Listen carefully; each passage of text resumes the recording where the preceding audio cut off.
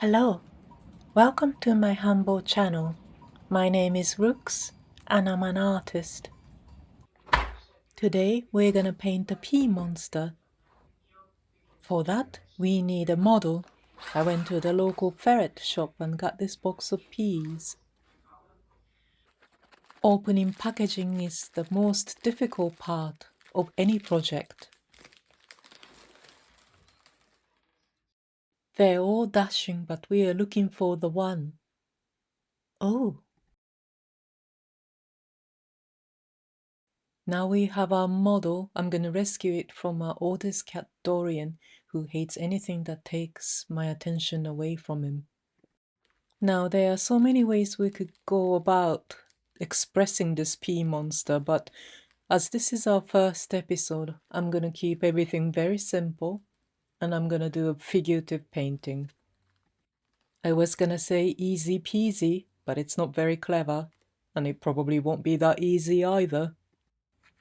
As this is a monster, I did consider sticking a horse body on it, or some kind of animal body, but I think it's gonna end up looking like it's just feeding from a green bowl, so I'm just gonna personify it. Now I want a nice hunched back. When I looked at those dried up peas scattered on a table earlier, I pictured an awkward kid in the playground, looking at the other better adjusted kids bunching up, forming jolly globules like fat on the face of broth. Well, it stands there, utterly confused why it has to be there in the first place. I'm not projecting, not crying either. I'm giving it Emily Browning lips. For the medium, I'm going to choose Sharpie this time because it's quick and permanent and I need that today. I transfer the sketch to the posh paper that doesn't bleed. I own 2 shades of yellow Sharpies, but I'm gonna go for the warmer one. I might regret it, but I'm good at living with regrets. I often name my regrets. They tend to have male names. Francisco, such as. I'm starting with the hands for 2 reasons. First, they're in the foreground. The second is that I find them the easiest to draw out of all human body parts. When I was a child, I spent extortionate amount of time staring at my own hands, mostly to try to control stimming. Also, I could make things with my hands, like drawing or playing violin or whatever that pleased my loved ones. I like making people happy, within reason. I'm making it hug itself. All my cats dislike hugs and I respect that. So instead I give them pantry love. It's the best kind of love. At least better than a contrived hug.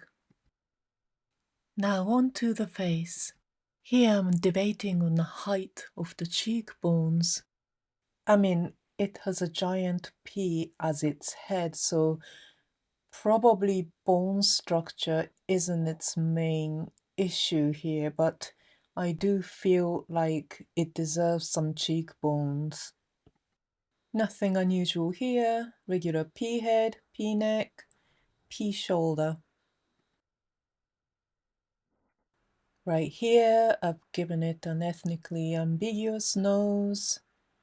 And now we're gonna move on to the mouth. And oh, for that, I think I grabbed the blue Sharpie. It is a peculiar choice, if I have to say so myself. Oh, it's because I went to IKEA a couple of days ago. How could I be so simple? For the eyes, I'm gonna draw a line, like Replum on a pea nodule. I don't want it to look angry or sad or happy or any of those feelings that could easily be put on greeting cards. I'm going for mildly perturbed. My Pea Monster shall be green because I'm basic. There are many greens in this collection of Sharpies, like 1/3 of them. Maybe it was marketed for people who love writing letters of complaints. After testing all of them, I ended up choosing these 3. They all had cool undertone. Oh, there's a spider. It appeared from middle of nowhere. No, that's not true. It had to appear from somewhere. I once lived with a flatmate spider called Mindy. She had many gentleman callers. As far as I'm aware, she ate them all.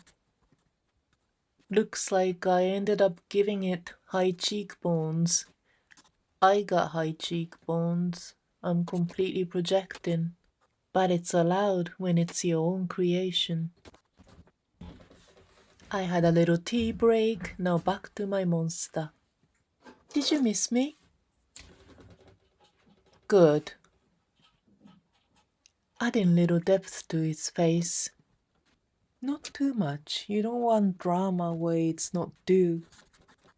There are also 3 shades of peach in this collection of Sharpies, and I find that to be a bit of a strange choice. What would one do with a shade of peach that needs to be so permanent? Oh, wedding invitations.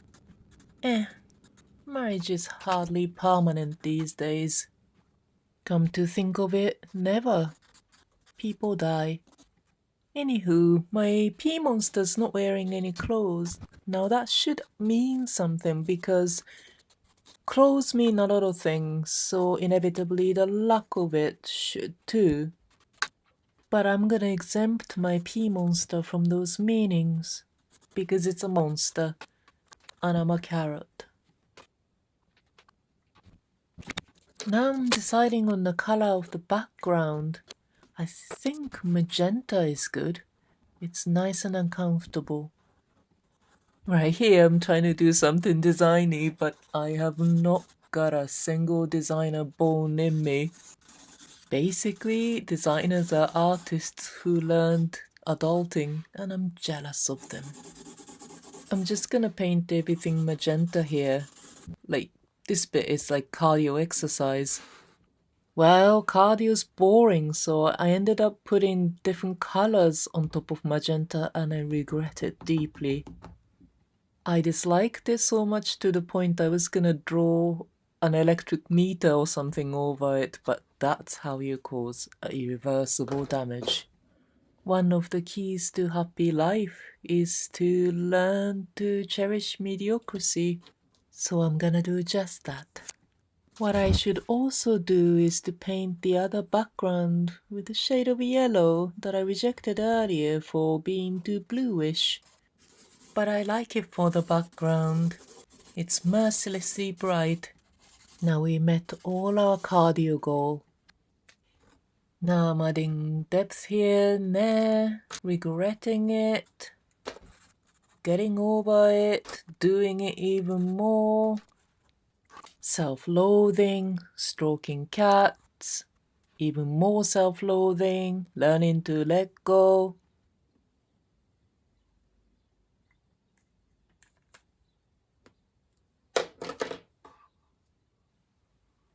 Hey kid,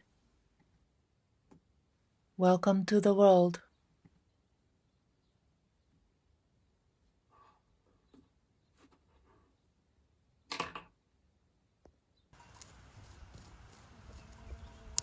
Thank you so much for sticking around this far. I salute your patience. If you like arts and crafts with a twist, please consider subscribing. I'm so obscure I worry that you might not find me again. Fare thee well for now. Cool.